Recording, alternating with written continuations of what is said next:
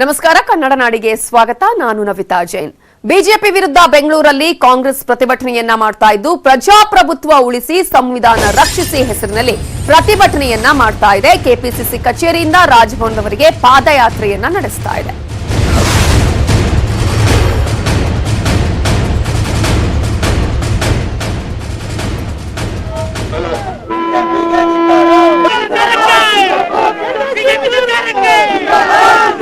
BJP सरकार के down down down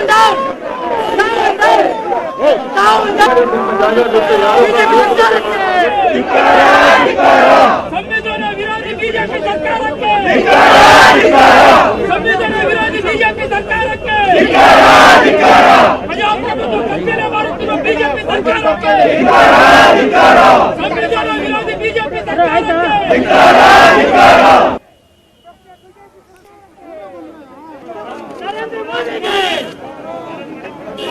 ರಾಜಭವನದ ಮುಂದೆ ಪ್ರತಿಭಟನೆಯನ್ನ ಮಾಡ್ತಾ ಇದ್ದಾರೆ ಕಾಂಗ್ರೆಸ್ನ ನಾಯಕರು. ಕೆಪಿಸಿಸಿ ಕಚೇರಿಯಿಂದ ನಡ್ಕೊಂಡೇ ರಾಜಭವನದತ್ತ ಕಾಂಗ್ರೆಸ್ ನಾಯಕರು ಹೊರಟಿದ್ದಾರೆ. ರಾಜಭವನದ ಸುತ್ತಲೂ ಪೊಲೀಸ್ ಸರ್ಪಗಾವಲನ್ನ ಹಾಕಲಾಗಿದೆ. ಶಾರೀರಿಕ ಅಂತರವನ್ನ ಈ ಸಂದರ್ಭದಲ್ಲಿ ಮಾಡ್ತಿದ್ದಾರೆ ಕಾಂಗ್ರೆಸ್ ನಾಯಕರು. ನೋಡಿ, ಗುಂಪು ಗುಂಪಾಗಿ ಯಾವ ರೀತಿಯಾಗಿ ನಡ್ಕೊಂಡು ಬಂದಿದ್ದಾರೆ. ಪ್ರಜಾಪ್ರಭುತ್ವವನ್ನ ಉಳಿಸಿ ಅನ್ನುವಂತಹ ಹೋರಾಟ. ಆದ್ರೆ ಈಗ ಬೇಕಾಗಿರೋದು ಸಾಮಾಜಿಕ ಅಂತರ ಬೇಕಾಗತ್ತೆ. ಅದರಲ್ಲೂ ಕೂಡ ಮಾರ್ಗಸೂಚಿಗಳನ್ನ ಪಾಲನೆ ಮಾಡಬೇಕಾಗುತ್ತೆ. ಕೊರೋನಾ ಈಗಾಗಲೇ ದಿನದಿನಕ್ಕೆ ಜಾಸ್ತಿ ಆಗ್ತಾ ಇರುವಂತಹ ಈ ಸಂದರ್ಭದಲ್ಲಿ ಅದೇ ಶಾರೀರಿಕ ಅಂತರವನ್ನೇ ಮರ್ತಿದ್ದಾರೆ ಕಾಂಗ್ರೆಸ್ನ ನಾಯಕರು. ಗುಂಪು ಗುಂಪಾಗಿ ರಸ್ತೆಯುದ್ದಕ್ಕೂ ಕೂಡ ಬರ್ತಾ ಇದ್ದಾರೆ. ಕೈಪಡೆ ಪಿಪಿ ಕಿಟ್ ಹಾಕೊಂಡಿದ್ದಾರೆ ಒಂದಷ್ಟು ಜನ. ಅವರು ಕೂಡ ಪ್ರತಿಭಟನೆ ಕೆಲವರು ಭಾಗಿಯಾಗಿದ್ದಾರೆ.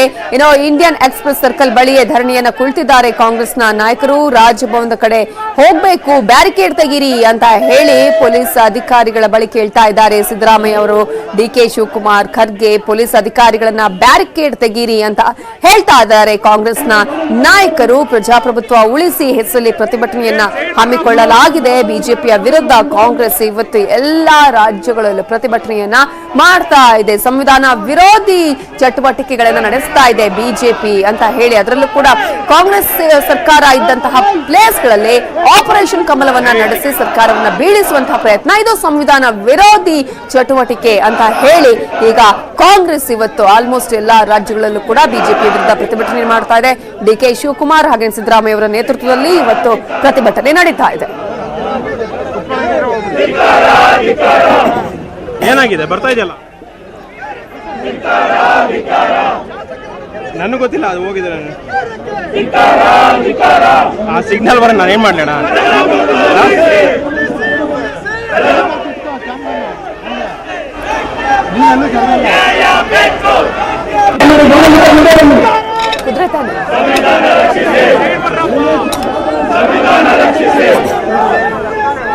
ಅಲ್ಲ, ಬ್ಯಾಕ್ ಸಿಗ್ನಲ್ ಪ್ರಾಬ್ಲಮ್ ಅಣ್ಣ. ಏನ್ ಮಾಡಕ್ಕೆ ಆನ್ ಮಾಡಿದ್ದೀನಿ ಆಲ್ರೆಡಿ ನಾನು. ಬಿಜೆಪಿಯ ವಿರುದ್ಧ ಕಾಂಗ್ರೆಸ್ ಪ್ರತಿಭಟನೆ ಈಗಾಗಲೇ ಮಾಡ್ತಾ ಇದೆ. ಜೊತೆಗೆ ಈಗಾಗಲೇ ಕೆಪಿಸಿಸಿಯಿಂದ ರಾಜಭವನದವರೆಗೆ ಪಾದಯಾತ್ರೆಯನ್ನ ಮಾಡಿ ರಾಜಭವನ ಚಲೋಗೆ ಈಗಾಗಲೇ ಪ್ಲಾನ್ ಮಾಡಿಕೊಳ್ಳಲಾಗಿತ್ತು. ಆದ್ರೆ ಈಗ ಅಲ್ಲಿಗೆ ಹೋಗೋದಕ್ಕೆ ಪೊಲೀಸರು ಅಡ್ಡಿ ಆಗಿದ್ದಾರೆ. ಈ ಹಿನ್ನೆಲೆಯಲ್ಲಿ ಬ್ಯಾರಿಕೇಡ್ಗಳನ್ನ ತೆಗೀರಿ ಅಂತ ಹೇಳಿ ಇಂಡಿಯನ್ ಎಕ್ಸ್ಪ್ರೆಸ್ ಸರ್ಕಲ್ ಬಳಿಯೇ ಧರಣಿ ಕುಳಿತಿದ್ದಾರೆ ಕಾಂಗ್ರೆಸ್ನ ನಾಯಕರು. ನೀವು ನೋಡ್ತಾ ಇರುವಂತಹ ನೇರ ಪ್ರಸಾರದ ದೃಶ್ಯಗಳು.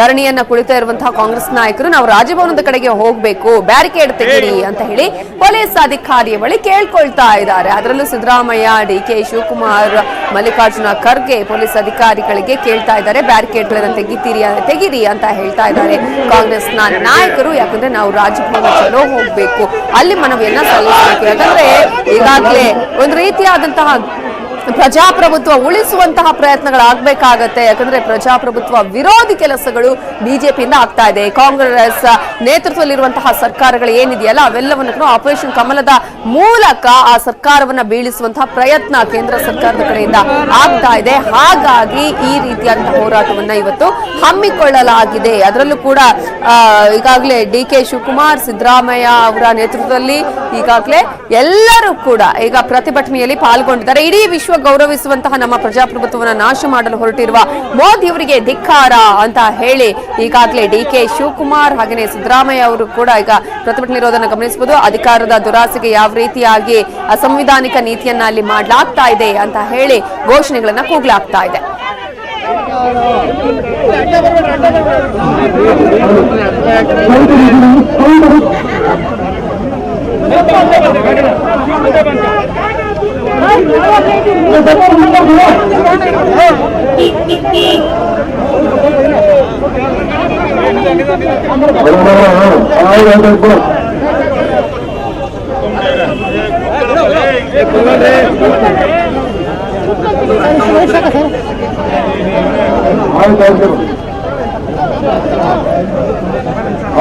ನಿಮಿಷ ಆಯ್ತು. ಯಾರು ಗಲಾಟೆ ಮಾಡಬೇಡಿ. ಯಾರು ಕೃಷ್ಣ ಮಾತಾಡ್ಸಿಂದ बोलो भारत माता की, कांग्रेस पार्टी की।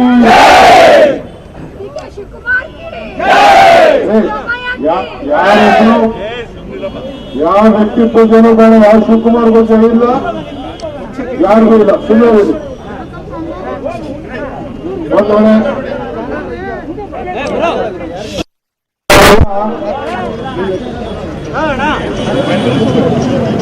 ಪ್ರಜಾಪ್ರಭುತ್ವವನ್ನು ಉಳಿಸಬೇಕು. ಪ್ರಜಾಪ್ರಭುತ್ವದ ಕುಂದೂರು ಆಗ್ತಾ ಇದೆ. ಬಿಜೆಪಿ ಸರ್ಕಾರ ಇಡೀ ರಾಷ್ಟ್ರದಲ್ಲಿ ಏನು ನಮ್ಮ ಭಾರತ ಒಂದು ದೊಡ್ಡ ಪ್ರಜಾಪ್ರಭುತ್ವದ ರಾಷ್ಟ್ರ ಅಂತ ಹೇಳಿ ಇಡೀ ವಿಶ್ವ ನಮ್ಮನ್ನ ನೋಡ್ತಾ ಇತ್ತು.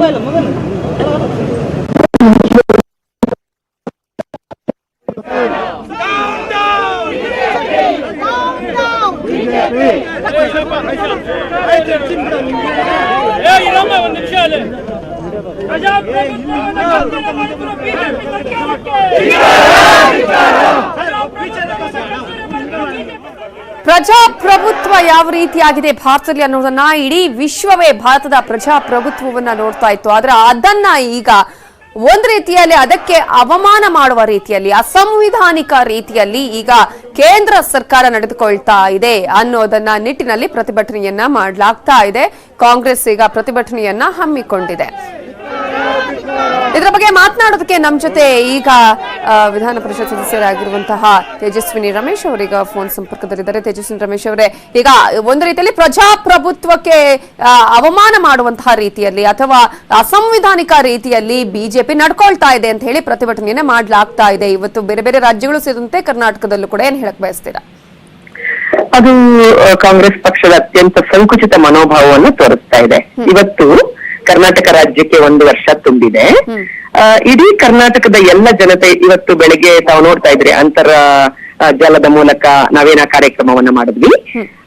ಸನ್ಮಾನ್ಯ ಮುಖ್ಯಮಂತ್ರಿಗಳು ತೆಗೆದುಕೊಂಡಂತ ಎಲ್ಲ ನಿರ್ಧಾರಗಳ ಬಗ್ಗೆ ಎಷ್ಟು ಸಂತೋಷದಿಂದ ಫಲಾನುಭವಿಗಳೇನಿದ್ದಾರೆ, ಮನೆಗಳಿಗೆ 5 ಲಕ್ಷ ಕೊಟ್ಟಿದ್ರ ಬಗ್ಗೆ, ಕಣ್ಣೀರು ಒರೆಸಿದ್ರ ಬಗ್ಗೆ, ಪ್ರವಾಹ ಒಂದು ಪರಿಸ್ಥಿತಿಯನ್ನು ನಿಯಂತ್ರಣ ಮಾಡಿದ್ದು, ಬರ ಪರಿಸ್ಥಿತಿ ನಿಯಂತ್ರಣ ಮಾಡಿದ್ದು, ಸರ್ಕಾರದ ಕೇಂದ್ರ ಮತ್ತು ರಾಜ್ಯಗಳ ಯೋಜನೆಗಳನ್ನ ತಲುಪಿಸ್ತಿರೋದ್ರ ಬಗ್ಗೆ, ನೊಂದವರ ಕಣ್ಣೀರು ಒರೆಸಿದ ಬಗ್ಗೆ ಇಡೀ ರಾಜ್ಯದ ಜನ ಒಂದು ಸಂತೋಷವನ್ನ, ಕೃತಜ್ಞತೆಯನ್ನ ಅರ್ಪಿಸುವಂತ ಸಂದರ್ಭದಲ್ಲಿ ಇವತ್ತೇ ದಿನವನ್ನ ಅವ್ರು ಆಯ್ಕೆ ಮಾಡ್ಕೊಳ್ತಾರೆ.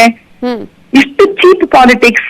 ಅಲ್ಲಿ ಸಾಮಾಜಿಕ ಅಂತರ ಇದೆಯಾ? ಇವ್ರು ಕೊರೋನಾ ಬಗ್ಗೆ ಮಾತಾಡಕ್ಕೆ ಯಾವ ನೈತಿಕತೆ ಇದೆ? ನೋಡಿ, ಒಬ್ಬರ ಮಾಸ್ಕ್ಗಳು ನೋಡಿ, ಮಾನ್ಯ ಶಿವಕುಮಾರ್ ಅವರ ನೇತೃತ್ವದಲ್ಲಿ ಅಧ್ಯಕ್ಷರಾಗಿ ನಡೀತಾ ಇದೆ. ಇದು ಪಾಲಿಟಿಕ್ಸ್ ಮಾಡೋದಕ್ಕೆ ಸಮಯ ಬಹಳ ಕೆಟ್ಟದಾಗ ಆಯ್ಕೆ ಮಾಡ್ಕೊಂಡಿದ್ದಾರೆ ಮತ್ತು ಇಶ್ಯೂ ಬಹಳ ಕೆಟ್ಟದಾಗ ತಗೊಂಡಿದ್ದಾರೆ. ಅಲ್ಲ, ಈಗ ಅವರ ಅಭಿಪ್ರಾಯ ಕೂಡ ಅದೇ ಅಂತಂದ್ರೆ ರಾಜಸ್ಥಾನದಲ್ಲಿ ಏನೇನು ಆಗ್ತಾ ಇದೆ ಅದು ಕೂಡ ಇಂತಹ ಕೊರೋನಾ ಸಂದರ್ಭದಲ್ಲಿ ಆಗ್ತಾ ಇದೆ. ಇವರ ಮನೆಯಲ್ಲಿ ಯಾರೋ ಓಡೋದ್ರೆ ಇವ್ರ ಮನೆ ಬೀಗ ಭದ್ರವಾಗಿ ಹಾಕೊಳ್ಬೇಕು. ರಾಜಸ್ಥಾನದಲ್ಲಿ ಕಾಂಗ್ರೆಸ್ ಪಾರ್ಟಿ ಛಿದ್ರ ಆದ್ರೆ ಅದು ಬಿಜೆಪಿಯವರ ತಪ್ಪಲ್ಲ. ಇವ್ರ ಮನೆ ಬೀಗ, ಇವ್ರ ಮನೆ ಕಿಟಕಿ ಬಾಗಿಲುಗಳು ಭದ್ರವಾಗಿದ್ರೆ, ಇವರ ಮನೆಯಲ್ಲಿ ಒಗ್ಗಟ್ಟಿದ್ರೆ ಇವ್ರ ಮನೆಯಿಂದ ಯಾರನ್ನೂ ಅಪಹರಣ ಮಾಡಕ್ಕಾಗಲ್ಲ. ಮತ್ತೆ ಪ್ರಜಾಪ್ರಭುತ್ವದಲ್ಲಿ ಸ್ವಇಚ್ಛೆಯಿಂದ ಇವರ ಒಂದು ಒಂದು ವಂಶ ಪಾರಂಪರ್ಯದ ಆಡಳಿತ ಅಥವಾ ಒಂದು ಪ್ರತಿಭೆಗೆ ಅವಕಾಶ ಕೊಡದಲ್ಲೇ ಇರ್ತಕ್ಕಂಥದ್ದನ್ನ ವಿರೋಧ ಮಾಡಿ ಯಾರಾದ್ರೂ ಹೊರಗ್ ಬಂದ್ರೆ ಅಥವಾ ಬರೋ ಭಾವನೆ ವ್ಯಕ್ತಪಡಿಸಿದ್ರೆ ಅದಕ್ಕೆ ಬಿಜೆಪಿ ಹೇಗೆ ಹೊಣೆಯಾಗತ್ತೆ? ಮೋದಿಜಿ ಅವರ ಕಾರ್ಯಕ್ರಮ ಇಡೀ ಜಗತ್ತು ನೋಡ್ತಾ ಇದೆ ಮಾಧ್ಯಮಗಳ ಮೂಲಕ. ಮತ್ತೆ ಜನತೆ ಇವತ್ತು ಕತ್ಲೆಯಲ್ಲಿ ಇಡೋದಕ್ಕೆ ಸಾಧ್ಯ ಇಲ್ಲ. ಎಷ್ಟು ಚೆನ್ನಾಗಿ 130 ಕೋಟಿ ಜನಸಂಖ್ಯೆ ಇರ್ತಕ್ಕಂಥ ದೇಶದಲ್ಲಿ ಇಂತಹ ಒಂದು ಸಾಂಕ್ರಾಮಿಕ ಪಿಡುಗನ್ನ ಎಷ್ಟು ಚೆನ್ನಾಗಿ ನಿಭಾವಣೆ ಮಾಡಿದ್ದಾರೆ. ಇವತ್ತು ಪ್ರೈಮ್ ಮಿನಿಸ್ಟರ್ ಒಂದು ಕಾಲ್ ಕೊಟ್ರೆ ಜನ ಕೇಳ್ತಾರೆ, ಮೊನ್ನೆ ಯಡಿಯೂರಪ್ಪನವ್ರು ಒಂದು ಕಾಲ್ ಕೊಟ್ರೆ ಜನ ಕೇಳ್ತಾರೆ. ಮೋದಿಜಿ ಅವರು ಫಸಲ್ ಬಿಮಾ ಯೋಜನೆಯಲ್ಲಿ ಅಥವಾ ಒಂದು ಜನರಿಗೆ, ರೈತರಿಗೆ ಒಂದು ಯೋಜನೆಯಲ್ಲಿ 6,000 ಕೊಟ್ರೆ ಯಡಿಯೂರಪ್ಪನವ್ರು 4,000 ಕೊಟ್ಟು ಮ್ಯಾಚಿಂಗ್ ಗ್ರಾಂಟ್ ಕೊಡ್ತಾರೆ. ಎಸ್, ಹಾಗಾಗಿ ಈ ಸಂದರ್ಭದಲ್ಲಿ ಅನಾವಶ್ಯಕ ಅಂತ ಹೇಳ್ತಾ ಇದ್ದೀರಾ. Thank you so much Tejaswini Ramesh ಅವರು. ನಮ್ಮ ಹೋರಾಟ ಮಾಡುವುದಿಲ್ಲ, ನಾವು ಈ ವಾಕ್ಯವನ್ನ ನಡೆಸಿದ್ದೇವೆ. ಸಂವಿಧಾನಕ್ಕೆ ಗೌರವ ಕೊಟ್ಟಿದ್ದೇವೆ, ಕಾನೂನಿಗೆ ಗೌರವ ಕೊಟ್ಟಿದ್ದೇವೆ. ಇವತ್ತು ನಮ್ಮೆಲ್ಲ ನಾಯಕರುಗಳು ಕೇಂದ್ರ ಮಂತ್ರಿಗಳಲ್ಲಿದ್ದಾರೆ, ಮಾಜಿ ಮಂತ್ರಿಗಳು, ರಾಜ್ಯದ ಮಾಜಿ ಮಂತ್ರಿಗಳಿದ್ದಾರೆ, ರಾಜ್ಯ ನಡೆಸುವಂತ ಮಾಜಿ ಮುಖ್ಯಮಂತ್ರಿಗಳಿದ್ದಾರೆ, ನಮ್ಮ ಶಾಸಕರುಗಳಿದ್ದಾರೆ, ಸಂಸತ್ ಸದಸ್ಯರಿದ್ದಾರೆ, ನಾವು ವಿಧಾನ ಪರಿಷತ್ತಿನ ಸದಸ್ಯರಿದ್ದಾರೆ, ಕೆಲವರು ನಮ್ಮ ಸಂಘಟನೆ ಮುಖ್ಯಸ್ಥರಿದ್ದಾರೆ. ನಾವು ದೊಡ್ಡ ಮಾಡಿ ಬೆಂಗಳೂರಿನಲ್ಲಿ ನಾವು ಯಾರಿಗೂ ತೊಂದರೆ ಕೊಡಕ್ಕೆ ನಿಂತ್ಕೊಂಡಿಲ್ಲ. ನಮ್ಮ ಹಕ್ಕು, ನಮ್ಮ ಅರಿವು, ಈ ಪ್ರಜಾಪ್ರಭುತ್ವವನ್ನು ಉಳಿಸಿ ಸಂವಿಧಾನವನ್ನು ರಕ್ಷಿಸಿ ಅಧಿಕಾರದಿಂದ ಪ್ರಜಾಪ್ರಭುತ್ವವನ್ನು ತೊಂದರೆ ಮಾಡಬೇಡಿ ಅಂತ ಕೇಳಲಿಕ್ಕೋಸ್ಕರ ನಾವು ರಾಷ್ಟ್ರಪತಿಗಳಿಗೆ ಅರ್ಜಿ ಕೊಡಲಿಕ್ಕೆ ಗೌರವದ ಮುಖಾಂತರ ನಾವು ಹೊರಟಿದ್ದೇವೆ. ಇವರನ್ನ ತಡೆಯಲಿಕ್ಕೆ ನಿಮಗೆ ಯಾವ ತರದ ಹಕ್ಕಿಲ್ಲ. ನಾವು ತಪ್ಪು ಮಾಡಿದ್ರೆ ನಮ್ಮನ್ನು ಬಂಧಿಸಬೇಕು. ನಾವೇ ನಿಮಗೆ ಬಂಧನ ಮಾಡಬೇಡಿ ಅಂತ ಹೇಳುವುದಿಲ್ಲ. ಕಾನೂನನ್ನ, ಸಂವಿಧಾನವನ್ನ ಉಳಿಸಿ ರಕ್ಷಣೆ ಮಾಡುವಂತ ಕೇಳಲಿಕ್ಕೋಸ್ಕರ ನಾವಿಲ್ಲಿ ನಿಮ್ಮ ಮುಂದೆ ನಾವು ಹೋಗ್ತಾ ಇದ್ದೀವಿ. ನಮಗೆ ತಡೆಬೇಡಿ. ನಮ್ಮ ಧ್ವನಿಯನ್ನು ಹತ್ತಲಿಕ್ಕೆ, ನಮ್ಮ ಧ್ವನಿಯನ್ನು ಕುಗ್ಗಿಸ್ಲಿಕ್ಕೆ ನೀವು ಪ್ರಯತ್ನವನ್ನು ನೀವು ಮಾಡ್ತಾ ಇದ್ದೀವಿ. ಇದಕ್ಕೆ ನಾವು ಅವಕಾಶ ಕೊಡುವುದಿಲ್ಲ. ನಮ್ಮ ಹೋರಾಟ, ಕಾಂಗ್ರೆಸ್ ಪಕ್ಷದ ಹೋರಾಟ ನಿರಂತರವಾಗಿ ನಿಮ್ಮ ವಿರುದ್ಧ ಇರ್ತದೆ. ನಿಮ್ಮ ಅಧಿಕಾರದ ದುರುಪಯೋಗ, ನಿಮ್ಮ ಭ್ರಷ್ಟಾಚಾರದ ವಿರುದ್ಧ, ಪ್ರಜಾಪ್ರಭುತ್ವವನ್ನು ಉಳಿಸಲಿಕ್ಕೋಸ್ಕರ ನಾವು ಹೋರಾಟವನ್ನ ನಮ್ಮನ್ನ ನಿಲ್ಲಿಸಲಿಕ್ಕೆ, ಈ ಕಾಂಗ್ರೆಸ್ ಪಕ್ಷವನ್ನ ಕುಗ್ಗಿಸಲಿಕ್ಕೆ ಬಿಜೆಪಿಯವರೇ, ಗೌರವಿತ ಪ್ರಧಾನಮಂತ್ರಿಗಳೇ ನಿಮ್ಮ ಕೈಯಲ್ಲಿ ಸಾಧ್ಯ ಇಲ್ಲ. ಈ ದೇಶಕ್ಕೋಸ್ಕರ, ಈ ದೇಶದ ಪ್ರಜಾಪ್ರಭುತ್ವವನ್ನು ಉಳಿಸಲಿಕ್ಕೋಸ್ಕರ ನಮ್ಮ ಪ್ರಾಣವನ್ನು ಕೂಡ ನಾವು ಬೇಕಾದ ತ್ಯಾಗವನ್ನು ಮಾಡಿ ನಾವು ಹೋರಾಟವನ್ನು ಮಾಡಲಿಕ್ಕೆ ನಾವು ಸಿದ್ಧ ಇದ್ದೇವೆ ಎಂದು ಮಾತನ್ನ ಈ ಸಂದರ್ಭದಲ್ಲಿ ಹೇಳಲಿಕ್ಕೆ ಬಯಸ್ತೇವೆ. ದಯವಿಟ್ಟು ನಮ್ಮನ್ನ ಹೋಗ್ಲಿಕ್ಕೆ ನಾವು ಶಾಂತ ರೀತಿಯಿಂದ ನಮ್ಮ ಪಾದಯಾತ್ರೆಯನ್ನ ಕಾಂಗ್ರೆಸ್ ಕಚೇರಿಯಿಂದ ರಾಜಭವನವರೆಗೂ ಹೋಗ್ಲಿಕ್ಕೆ ನೀವು ನಮ್ಮನ್ನು ತಡೆಬೇಡಿ. ನಾವು ಮುಂದುವರಿಸಿಕೊಂಡು ನಾವು ಹೋಗ್ತೇವೆ. ನಮ್ಮ ಹಿರಿಯರಂತ ಮಲ್ಲಿಕಾರ್ಜುನ್ ಖರ್ಗೆ ಸಾಹೇಬ್ ಇದ್ದಾರೆ, ದೇಶಪಾಂಡೆ ಅವರಿದ್ದಾರೆ, ಸಂಸತ್ ಸದಸ್ಯರಿದ್ದಾರೆ, ಶಾಸಕರಿದ್ದಾರೆ, ಮಾನ್ಯ ನಮ್ಮ ಮಾಜಿ ಮಂತ್ರಿಗಳಿದ್ದಾರೆ, ವಿರೋಧ ಪಕ್ಷದ ನಾಯಕರಾದಂತಹ ಸಿದ್ದರಾಮಯ್ಯ ಇದ್ದಾರೆ. ನಾವೆಲ್ಲ ಶಾಂತ ರೀತಿಯಿಂದ ಹೋಗಿ ರಾಜಭವನ್ಗೆ ಹೋಗಿ ನಮ್ಮ ರಾಷ್ಟ್ರ, ನಮ್ಮ ಗವರ್ನರ್ಗೆ ಭೇಟಿ ಮಾಡಲಿಕ್ಕೆ ಅವಕಾಶವನ್ನು ಮಾಡಿಕೊಡಿ ಅಂತ ಹೇಳಿ ಒತ್ತಾಯವನ್ನು ಮಾಡಿ ಇದನ್ನು ಖಂಡಿಸಿ, ಈ ಸರ್ಕಾರದ ಧೋರಣೆಯನ್ನು ಖಂಡಿಸಿ ಇವತ್ತು ಪ್ರತಿಭಟನೆಯಿಂದ ನಾವು ಮಾಡ್ತಾ ಇದ್ದೇವೆ. ಪ್ರಜಾಪ್ರಭುತ್ವ ಉಳಿಸಿ ಅಧಿಕಾರವನ್ನು ಅಸಂವಿಧಾನವಾಗಿ ತಾವು ನಡೀತಾ ಇದ್ದೀರಿ, ಇದನ್ನು ಉಳಿಸಬೇಕು ಅಂತೇಳಿ ತಮ್ಮಲ್ಲಿ ನಾನು ಒತ್ತಾಯವನ್ನು ನಾವು ಮಾಡ್ತಾ ಇದ್ದೇನೆ. ಈಗ ನಮ್ಮ ವಿರೋಧ ಪಕ್ಷದ ನಾಯಕರಾದಂತ ಸಿದ್ದರಾಮಯ್ಯನವರು ತಮ್ಮನ್ನು ಉದ್ದೇಶಿಸಿ ಮಾತಾಡ್ತಾರೆ. ಸಂವಿಧಾನ ವಿರೋಧಿ ಬಿಜೆಪಿಗೆ, ಪ್ರಜಾಪ್ರಭುತ್ವವನ್ನು ಕಗ್ಗೊಲೆ ಮಾಡುತ್ತಿರುವ ಬಿಜೆಪಿಗೆ, ನರೇಂದ್ರ ಮೋದಿ ಪ್ರದೇಶ ಕಾಂಗ್ರೆಸ್ ಸಮಿತಿಯ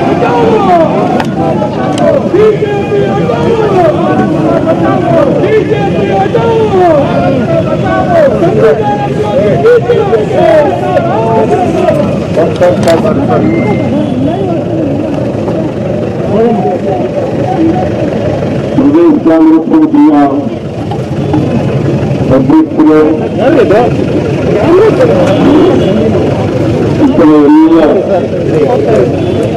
ಕಾಂಗ್ರೆಸ್ ಪಕ್ಷದ ಮುಖಂಡರುಗಳೇ, ಮುಖ್ಯಮಂತ್ರಿಗಳ ಅಧ್ಯಕ್ಷರುಗಳೇ,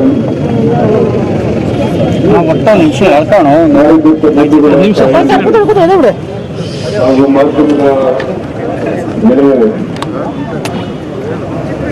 ಸ್ವಲ್ಪ ಶಿವಕುಮಾರ್ ಅವರು ನಮ್ಮ ಪ್ರತಿಪಕ್ಷದ ಉದ್ದೇಶವನ್ನ ಪ್ರಸ್ತಾಪ ಮಾಡಿದ್ದಾರೆ. ಈ ಇಡೀ ದೇಶಾದ್ಯಂತ ಕಾಂಗ್ರೆಸ್ ಪಕ್ಷ ಪ್ರಜಾಪ್ರಭುತ್ವವನ್ನು ಉಳಿಸಿ ನಮ್ಮ ಸಂವಿಧಾನವನ್ನ ರಕ್ಷಿಸಿ ಇರ್ತಕ್ಕಂಥ ವಿಚಾರವನ್ನ ಮುನ್ನೆತ್ತರಿಂದ ಇವತ್ತು ಎಲ್ಲ ಕಡೆ ನಾವು ಪ್ರತಿಭಟನೆಯನ್ನ ಮಾಡ್ತಾ ಇದ್ದೀವಿ. ಕರ್ನಾಟಕದಲ್ಲಿ ಪ್ರದೇಶ ಕಾಂಗ್ರೆಸ್ ಚಟುವಟಿಕೆಯಿಂದ ಇವತ್ತು ರಾಷ್ಟ್ರದಿಂದ ಮುಂಬೈನಲ್ಲಿ ಪ್ರತಿಭಟನೆಯನ್ನು ಮಾಡತಕ್ಕಂಥ ಕಾರ್ಯಕ್ರಮವನ್ನು ಹಮ್ಮಿಕೊಂಡಿದ್ದೇವೆ. ನಾವು ಯಾವುದೇ ಹಿಂಸಾತ್ಮಕವಾದಂತ ಹೋರಾಟವನ್ನ ಮಾಡಲಿಕ್ಕೆ ಹೊರಟಿಲ್ಲ. ನಾವು ಶಾಂತಿಯುತವಾಗಿ ಸಂಯಮದಿಂದ ಪ್ರತಿಭಟನೆಯನ್ನ ಮಾಡ್ತಾ ಇದ್ದೇವೆ. ಪ್ರಜಾಪ್ರಭುತ್ವದ ವ್ಯವಸ್ಥೆಯಲ್ಲಿ ಪ್ರತಿಯೊಬ್ಬ ಪ್ರಜೆಗೂ ಕೂಡ ಶಾಂತಿಯುತವಾಗಿ ತನ್ನ ಅಭಿಪ್ರಾಯವನ್ನು ವ್ಯಕ್ತ ಮಾಡಲಿಕ್ಕೆ, ಅನ್ಯಾಯವನ್ನ ಪ್ರತಿಭಟಿಸಲಿಕ್ಕೆ ನಮ್ಮ ಸಂವಿಧಾನ ಅಧಿಕಾರವನ್ನು ಕೊಟ್ಟಿದೆ, ಹಕ್ಕುಗಳನ್ನು ಕೊಟ್ಟಿದೆ. ನಾವು ಪ್ರಜಾಪ್ರಭುತ್ವ ವ್ಯವಸ್ಥೆಯನ್ನು ಒಪ್ಪಿಕೊಂಡಿದ್ದೇವೆ. ಸರ್ಕಾರಗಳನ್ನ ಚುನಾಯಿಸತಕ್ಕಂಥವರು ಈ ದೇಶದ ಮತದಾರರು, ರಾಜ್ಯಗಳಲ್ಲಿ ರಾಜ್ಯದ ಮತದಾರರು, ರಾಜ್ಯ ಸರ್ಕಾರ ಸ್ಥಾಪನೆ ಮಾಡ್ತಕ್ಕಂಥವ್ರು, ಚುನಾಯಿಸ್ತಕ್ಕಂಥವ್ರು ಶಾಸಕರನ್ನ. ಈಗ ಮಾಜಿ ಸಿಎಂ ಸಿದ್ದರಾಮಯ್ಯ ಅವರು ಮಾತನಾಡ್ತಿದ್ದಾರೆ, ಅದರ ನೇರ ಪ್ರಸಾರವನ್ನ ನೋಡೋಣ. ರಾಜೀನಾಮೆ ಕೊಟ್ಟಿದ್ರೆ ಚುನಾವಣೆ ಬರಬೇಕು. ಚುನಾವಣೆಗೆ 25 ಕೋಟಿ 30 ಕೋಟಿ 50 ಕೋಟಿವರೆಗೆ ಖರ್ಚು ಮಾಡ್ತೀರಿ. ಎಲ್ಲಿಂದ ಬರ್ತದಪ್ಪ ಇದು? ಏನ್ ಹೇಳ್ತಾರೆ ಅವರು? ದೇಶ ಕಾಯಕ್ಕೋಸ್ಕರ ಬಂದಿದ್ದೀರಿ. Chowkidar, mister chowkidar, what is happening in the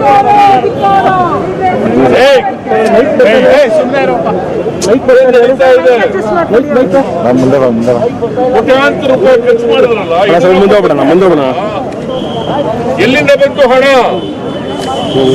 ಮಧ್ಯಪ್ರದೇಶದಲ್ಲಿ ಖರ್ಚು ಮಾಡಿದ್ರಲ್ಲ, ಎಲ್ಲಿಂದ ಬಂತು ಹಣ? ರಾಜಸ್ಥಾನದಲ್ಲಿ ಖರ್ಚು ಮಾಡ್ತಾ ಇದ್ದಾರೆ, ಎಲ್ಲಿಂದ ಬಂತು ಹಣ? ನೀವು ಮಾಡಿರ್ತಕ್ಕಂಥ ಭ್ರಷ್ಟಾಚಾರದ ಹಣ ರಾಜಸ್ಥಾನದಲ್ಲಿ ಕೂಡ ಅದೇ ಮಾಡ್ತಾ ಇದ್ದೀರಿ, ಮಧ್ಯಪ್ರದೇಶದಲ್ಲಿ ಕೂಡ ಅದೇ ಮಾಡಿದ್ರಿ, ಕರ್ನಾಟಕದಲ್ಲಿ ಕೂಡ ಅದೇ ಮಾಡಿದ್ರಿ. ಇವತ್ತು ದೇಶದ ಪ್ರಜೆಗಳು, ಮತದಾರರು ಆಯ್ಕೆ ಮಾಡಿರ್ತಕ್ಕಂಥ ಚುನಾಯಿತ ಸರ್ಕಾರವನ್ನ ಕಿತ್ತಾಕ್ತಾ ಇದ್ದೀರಲ್ಲ, ಅದು ಮತದಾರರಿಗೆ ಮಾಡ್ತಕ್ಕಂಥ ಅಗೌರವ. ಮತದಾರರಿಗೆ ಮಾಡ್ತಕ್ಕಂಥ ಅಗೌರವ. ಪ್ರಜಾಪ್ರಭುತ್ವಕ್ಕೆ ವಿರುದ್ಧವಾಗಿ ನಡ್ಕೊತಾ ಇದ್ದೀರಿ, ಸಂವಿಧಾನಕ್ಕೆ ವಿರುದ್ಧವಾಗಿ ನಡ್ಕೊತಾ ಇದ್ದೀರಿ. ಇದನ್ನ ನಾವು ಸಹಿಸಿಕೊಳ್ಳಲಿಕ್ಕೆ ಸಾಧ್ಯ ಆಗಲ್ಲ. ಇದರಲ್ಲಿ ಕೋಆಪರೇಷನ್ ಕೊಡಿ ಅಂದ್ರೆ ಕೊಡ್ಲಿಕ್ಕೆ ಸಾಧ್ಯ ಆಗಲ್ಲ.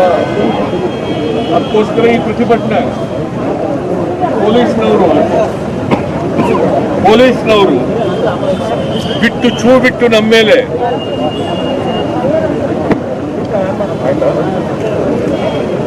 ಪೊಲೀಸ್ನವ್ರನ್ನ ಇಂಡಿಯನ್ ಎಕ್ಸ್ಪ್ರೆಸ್ ನಾವೇನು ಕಾನೂನು ಭಂಗ ಉಲ್ಲಂಘನೆ ಮಾಡಿದ್ವ? ಶಾಂತಿಯುತವಾಗಿ ರಾಜಭವನಕ್ಕೆ ಹೋಗ್ತಾ ಇದ್ವಿ, ರಾಜಭವನದ ವಿರುದ್ಧ ಪ್ರತಿಭಟನೆ ಮಾಡ್ತಾ ಇತ್ತು. ಕೇಂದ್ರ ಸರ್ಕಾರದ ಗಮನವನ್ನು ಸೆಳೀತಕ್ಕಂಥ, ರಾಜ್ಯಪಾಲರ ಮೂಲಕ ರಾಷ್ಟ್ರಪತಿಗಳಿಗೆ ಮನವಿಯನ್ನು ಅರ್ಪಿಸ್ತಕ್ಕಂಥದ್ದು ಇದು ನಮ್ಮ ಉದ್ದೇಶ. ಇದರಲ್ಲಿ ಯಾವುದೇ ಶಾಂತಿ ಭಂಗ ಮಾಡ್ತಕ್ಕಂಥ ಕೆಲಸ ಇಲ್ಲ. ಇವತ್ತು ನೀವೇನ್ ಮಾಡ್ತಾ ಇದ್ದೀರಿ? ರಾಜಸ್ಥಾನದ ರಾಜ್ಯಪಾಲರನ್ನು ಉಪಯೋಗಿಸಬೇಕು.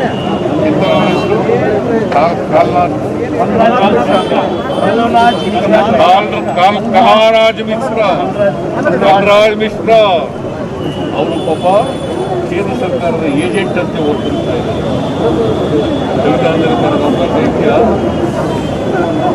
ಎರಡು ಸಾರಿ ರಾಜಸ್ಥಾನದ ಮುಖ್ಯಮಂತ್ರಿ, ನಮ್ಮ ಮುಖ್ಯಮಂತ್ರಿ ಅಶೋಕ್ ಗೆಹ್ಲೋಟ್ ಕ್ಯಾಬಿನೆಟ್ ಮೀಟಿಂಗ್ ಮಾಡಿ ತೀರ್ಮಾನ ತಗೊಂಡು ನಾವು ಅಸೆಂಬ್ಲಿನಲ್ಲಿ on the floor of the house will through our majority ಅದಕ್ಕೋಸ್ಕರ ಅಸೆಂಬ್ಲಿ ಕರೀದೆ ಅಂತ ರಾಜ್ಯಪಾಲರು ಕರೆದಿದ್ದಾರೆ. ಅದನ್ನ ಏನೇನೋ ಕೊಕ್ಕೆಗಳನ್ನು ಹಾಕಿ ಕರೀದರೆ ಇವತ್ತು ಮುಂದೂಡ್ತಕ್ಕಂಥ ಕೆಲಸವನ್ನು ಮಾಡ್ತಾ ಇದ್ದಾರೆ. Yes no business at all. right under the Constitution. Cabinet ತೀರ್ಮಾನ ಮಾಡಿ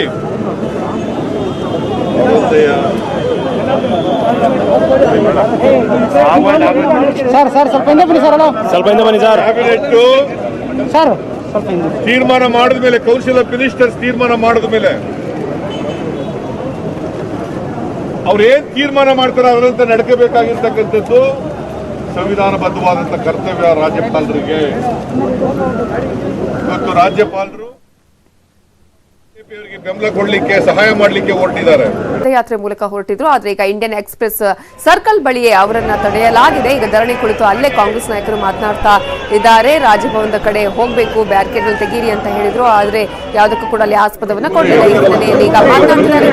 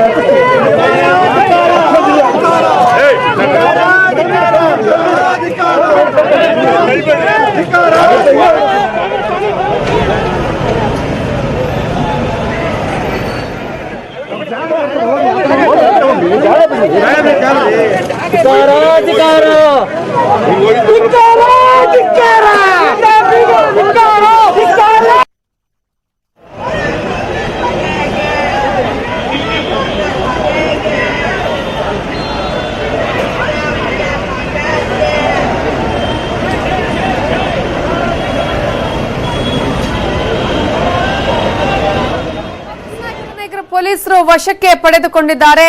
ಇಂಡಿಯನ್ ಎಕ್ಸ್ಪ್ರೆಸ್ ಬಳಿ ಅವರು ಧರಣಿಯನ್ನ ಮಾಡ್ತಾ ಇದ್ರು, ಅಲ್ಲೇ ಧರಣಿ ಕೂತಿದ್ರು. ಆದ್ರೆ ಇದೀಗ ಪೊಲೀಸರು ಅವರನ್ನ ವಶಕ್ಕೆ ಪಡೆದಿದ್ದಾರೆ. ಮಾಧ್ಯಮದ ಜೊತೆ ಈಗ ಡಿ.ಕೆ. ಶಿವಕುಮಾರ್ ಕೂಡ ಮಾತನಾಡ್ತಾ ಇದ್ದಾರೆ.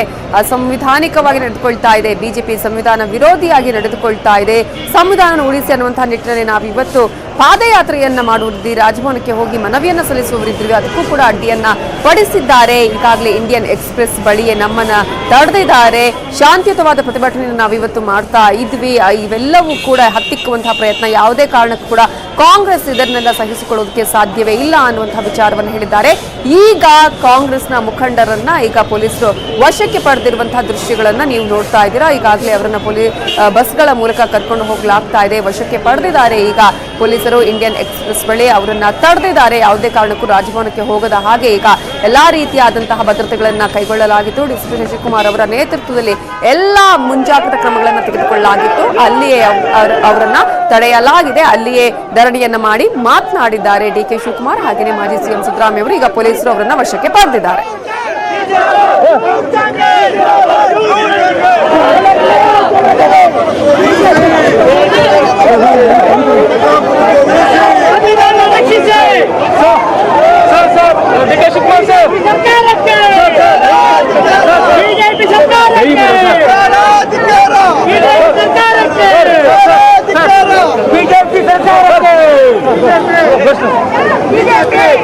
ಬಿಜೆಪಿ ಸರ್ಕಾರಕ್ಕೆ down down BJP down down BJP down down BJP down down BJP down down BJP down down BJP ಮಾತಾಡಿ ಬಿಜೆಪಿ ಸರ್ಕಾರಕ್ಕೆ ಮಾತಾಡಿ ಬಿಜೆಪಿ ಸರ್ಕಾರಕ್ಕೆ ಮಾತಾಡಿ ಬಿಜೆಪಿ ಸರ್ಕಾರಕ್ಕೆ ನರೇಂದ್ರ ಮೋದಿಗೆ ನರೇಂದ್ರ ಮೋದಿಗೆ ನರೇಂದ್ರ ಮೋದಿಗೆ ಮಾತಾಡಿ ಬಿಜೆಪಿ ಸರ್ಕಾರಕ್ಕೆ ಮಾತಾಡಿ ಬಿಜೆಪಿ ಸರ್ಕಾರಕ್ಕೆ down down BJP down down BJP down down BJP down down BJP down down BJP down down BJP down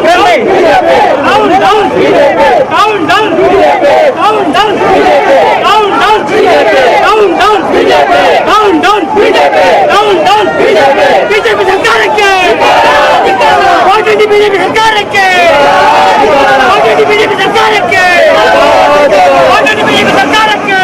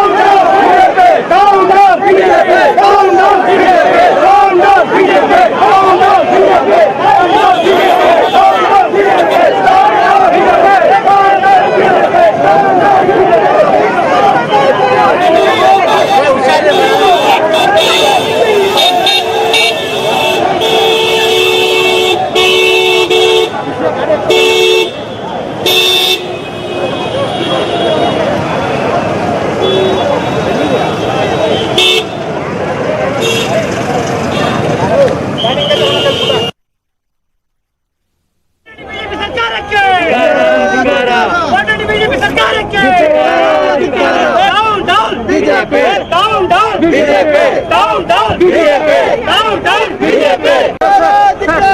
BJP ಸರ್ಕಾರಕ್ಕೆ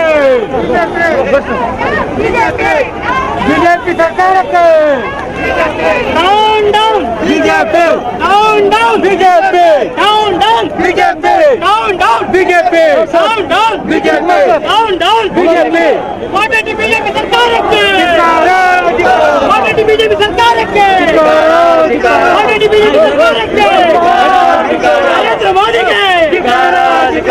ನರೇಂದ್ರ ಮೋದಿಗೆ ನರೇಂದ್ರ ಮೋದಿಗೆ ನರೇಂದ್ರ ಮೋದಿಗೆ ವಾಟೆಟಿ ಬಿಜೆಪಿ ಸರ್ಕಾರಕ್ಕೆ ವಾಟೆಟಿ ಬಿಜೆಪಿ ಸರ್ಕಾರಕ್ಕೆ down down BJP down down BJP down down BJP down down BJP BJP ಸರ್ಕಾರಕ್ಕೆ BJP ಸರ್ಕಾರಕ್ಕೆ down down BJP down down BJP down down BJP down down BJP ಅನ್ಯಾಯವನ್ನು ಪ್ರತಿಭಟಿಸಲಿಕ್ಕೆ ನಾವು ಪ್ರಜಾಪ್ರಭುತ್ವ ವ್ಯವಸ್ಥೆಯನ್ನು ಬದಲಿಸಬೇಕಿರ್ತವರು ಈ ದೇಶದ ಮತದಾರರು, ರಾಜ್ಯಗಳಲ್ಲಿ ರಾಜ್ಯದ ಮತದಾರರು, ರಾಜ್ಯ ಕಾಲುವೆಯೂ ಇಲ್ಲ. ಇವತ್ತು ಪ್ರಜಾಪ್ರಭುತ್ವ ವ್ಯವಸ್ಥೆಯಲ್ಲೇ ನಮ್ಮ ಕಾಂಗ್ರೆಸ್ನ ಹೊರದಾಕಕ್ಕೆ ಇವತ್ತು ಒಂದು ಪ್ರಯತ್ನವನ್ನ ಇವತ್ತು ಮಾಡಿ ಗವರ್ನರ್ ಕಚೇರಿಯನ್ನ ಸಂವಿಧಾನದ ಕಾನ್ಸ್ಟಿಟ್ಯೂಷನ್ ಇನ್ಸ್ಟಿಟ್ಯೂಷನ್ಸ್ ಇವತ್ತು ಸದುಪಯೋಗವನ್ನು ಮಾಡಿಕೊಂಡು ಇವತ್ತು ನಮ್ಮ ಸರ್ಕಾರವನ್ನು ತೆಗೆದಕ್ಕೆ ಹೊರಟಿದ್ದಾರೆ. ಇವತ್ತು ವಿರುದ್ಧ ಪ್ರತಿಭಟನೆ ಮಾಡಬೇಕು ಅಂತೇಳಿ ರಾಷ್ಟ್ರಪತಿಗಳಿಗೆ ನಾವು ಒಂದು ಮನವಿ ಪತ್ರವನ್ನು ಕೊಡಬೇಕು ಅಂತೇಳಿ ಹೊರಟ್ರೆ ಈ ಪೊಲೀಸರನ್ನ ಉಪಯೋಗಿಸಿಕೊಂಡು ನಮ್ಮನ್ನ ರಾಜಭವನಕ್ಕೆ ಹೋಗಕ್ಕೆ ಬಿಡ್ತಾ ಇಲ್ಲ. ನಾವು ಯಾರು ಗಲಾಟೆ ಮಾಡ್ತಾ ಇಲ್ಲ, ಕಾನೂನು ವಿರುದ್ಧ ಹೋಗ್ತಾ ಇಲ್ಲ. ಶಾಂತ ರೀತಿಯಿಂದ ಗಾಂಧೀಜಿ ಹೇಳ್ಕೊಟ್ಟಂತ ಮಾರ್ಗ ಕಾಂಗ್ರೆಸ್ ಯಾವ ಸಿದ್ಧಾಂತದಲ್ಲಿ ಹೊರಟಿದೆ ಆ ಸಿದ್ಧಾಂತದಲ್ಲಿ ನಾವು ನಡಿಗೆಯನ್ನು ಮಾಡಿಕೊಂಡು ರಾಜಭವನಕ್ಕೆ ಹೋಗಿ ನಾವು ಮನವಿ ಪತ್ರವನ್ನು ಕೊಡಬೇಕು ಅಂತ ಹೊರಟ್ರೆ ಇವತ್ತು ಅವರು ನಮ್ಮನ್ನ ಬರ್ತಾ ಇಲ್ಲ ಪೊಲೀಸರು. ಅವ್ರು ಯಡಿಯೂರಪ್ಪ ಹೇಳ್ಕೊಟ್ಟಿದ್ದಾರೆ, ಪೊಲೀಸ್ ಕಮಿಷನರ್ ಹೇಳಿದ್ದಾರೆ, ಇವರು ಯಾರು ಕೂಡ ರಾಜಭವನಕ್ಕೆ ಬಿಡಬಾರ್ದು ಅಂತ.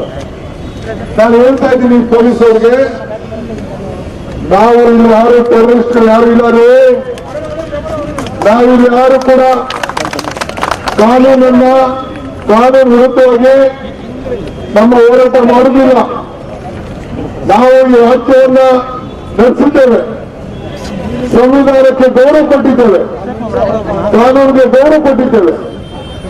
ಇವತ್ತು ನಮ್ಮೆಲ್ಲ ನಾಯಕರುಗಳು ಕೇಂದ್ರ ಮಂತ್ರಿಗಳಲ್ಲಿದ್ದಾರೆ, ಮಾಜಿ ಮಂತ್ರಿಗಳು, ರಾಜ್ಯದ ಮಾಜಿ ಮಂತ್ರಿಗಳಿದ್ದಾರೆ, ರಾಜ್ಯ ನಡೆಸಿದಂತ ಮಾಜಿ ಮುಖ್ಯಮಂತ್ರಿಗಳಿದ್ದಾರೆ, ನಮ್ಮ ಶಾಸಕರು ಇದ್ದಾರೆ, ಸಂಸತ್ ಸದಸ್ಯರು. ಪ್ರಜಾಪ್ರಭುತ್ವ ವ್ಯವಸ್ಥೆಯಲ್ಲಿ ಪ್ರತಿಯೊಬ್ಬ ಪ್ರಜೆಗೂ ಕೂಡ ಶಾಂತಿಯುತವಾಗಿ ತನ್ನ ಅಭಿಪ್ರಾಯವನ್ನು ವ್ಯಕ್ತ ಮಾಡಲಿಕ್ಕೆ, ಅನ್ಯಾಯವನ್ನ ಪ್ರತಿಭಟಿಸಲಿಕ್ಕೆ ನಮ್ಮ ಸಂವಿಧಾನ ಅಧಿಕಾರವನ್ನು ಕೊಟ್ಟಿದೆ, ಹಕ್ಕುಗಳನ್ನು ಕೊಟ್ಟಿದೆ. ನಾವು ಪ್ರಜಾಪ್ರಭುತ್ವ ವ್ಯವಸ್ಥೆಯನ್ನು ಒಪ್ಪಿಕೊಂಡಿದ್ದೇವೆ. ಸರ್ಕಾರಗಳನ್ನ ಚಲಾಯಿಸತಕ್ಕಂಥವರು ಈ ದೇಶದ ಮತದಾರರು. ನಾನು ಬಿಜೆಪಿ ಅವರು ಕೇಳ್ತೀನಿ, ಮಧ್ಯಪ್ರದೇಶ ಸರ್ಕಾರ ಕಿತ್ತಾಕಿದ್ರಲ್ಲ ಮಿಸ್ಟರ್ ನರೇಂದ್ರ ಮೋದಿಜಿ, ಆ ಕೋರ್ಟ್ ಕಾಯಿಲೆ ಇರಲಿಲ್ವೋ ಮಧ್ಯಪ್ರದೇಶದಲ್ಲಿ? ಈ ರಾಜಸ್ಥಾನ ಸರ್ಕಾರ ಕಿತ್ತಾಕ ಹೊರಟಿದ್ದೀರಿ, ಕೋರ್ಟ್ ಇಲ್ವೋ? ಚುನಾವಣೆಗೆ 25 ಕೋಟಿ 30 ಕೋಟಿ 50 ಕೋಟಿವರೆಗೆ ಖರ್ಚು ಮಾಡ್ತೀರಿ. ಎಲ್ಲಿಂದ ಬರ್ತದಪ್ಪ ಇದು? ನರೇಂದ್ರ ಮೋದಿ ಅವರೇ ಏನ್ ಹೇಳ್ತಾರೆ ಅವರು? ದೇಶ ಕಾಯಕ್ಕೋಸ್ಕರ ಬಂದಿದ್ದೀರಿ. Chowkidar, mister chowkidar, what is happening in the country? ನಾನು ಬಿಜೆಪಿ ಅವರು ಕೇಳ್ತೀನಿ. Welcome back. ಬಿಎಸ್ವೈ ನೇತೃತ್ವದ ಸರ್ಕಾರ ರಚನೆಯಾಗಿ 1 ವರ್ಷ ಆದ ಸಂಭ್ರಮದ ಹಿನ್ನೆಲೆಯಲ್ಲಿ ಸಿಎಂ ಗಿಫ್ಟ್ ಅನ್ನ ಕೊಟ್ಟಿದ್ದಾರೆ. ಶಾಸಕರಿಗೆ ನಿಗಮ ಮಂಡಳಿಯನ್ನ ಕೊಟ್ಟಿದ್ದಾರೆ ಬಿಎಸ್ ಯಡಿಯೂರಪ್ಪ. 24 ಶಾಸಕರಿಗೆ 24 ನಿಗಮ ಮಂಡಳಿಯನ್ನ ಹಂಚಿಕೆ ಮಾಡಿ ಈಗ ಈ ಸಂಭ್ರಮದಲ್ಲಿ ದೊಡ್ಡ ಉಡುಗೊರೆಯನ್ನೇ ಕೊಟ್ಟಿದ್ದಾರೆ. ಸರ್ಕಾರದ 1 ವರ್ಷದ ಕಾರ್ಯಕ್ರಮದ ಬೆನ್ನಲ್ಲೇ 24 ಶಾಸಕರಿಗೆ 24 ನಿಗಮ ಮಂಡಳಿಯನ್ನ ಹಂಚಿಕೆ ಮಾಡುವುದರ ಮೂಲಕ ದೊಡ್ಡ ಗಿಫ್ಟ್ ಅನ್ನೇ ನೀಡಿದ್ದಾರೆ. ಸರ್ಕಾರದ 1 ವರ್ಷದ ಕಾರ್ಯಕ್ರಮದ ಬೆನ್ನಲ್ಲೇ ಈ ಆಯ್ಕೆಯಾಗಿದ್ದು ಪ್ರಬಲ ನಿಗಮ ಮಂಡಳಿಯನ್ನ ಅತ್ಯಾಪ್ತ ಶಾಸಕರಿಗೆ ಕೊಟ್ಟಿದ್ದಾರೆ. ನಿಗಮವನ್ನ ಅತ್ಯಾಪ್ತ ಶಾಸಕರಿಗೆ ಕೊಟ್ಟಿದ್ದಾರೆ ಸಿಎಂ. ನಿಗಮ ಹಂಚಿಕೆಯ ಹಿಂದಿದೆ ಸಿಎಂ ಅವರ ಭಾರೀ ಲೆಕ್ಕಾಚಾರ. ಹಾಗಾದ್ರೆ ಆ ಲೆಕ್ಕಾಚಾರ ಏನು? ಯಾರ್ಯಾರಿಗೆ ಯಾವ್ಯಾವ ನಿಗಮ ಮಂಡಳಿಯನ್ನ ಹಂಚಿಕೆ ಮಾಡಲಾಗಿದೆ? ಅದರ ಹಿಂದಿರುವಂತಹ ಮಾಸ್ಟರ್ ಪ್ಲಾನ್ ಏನು?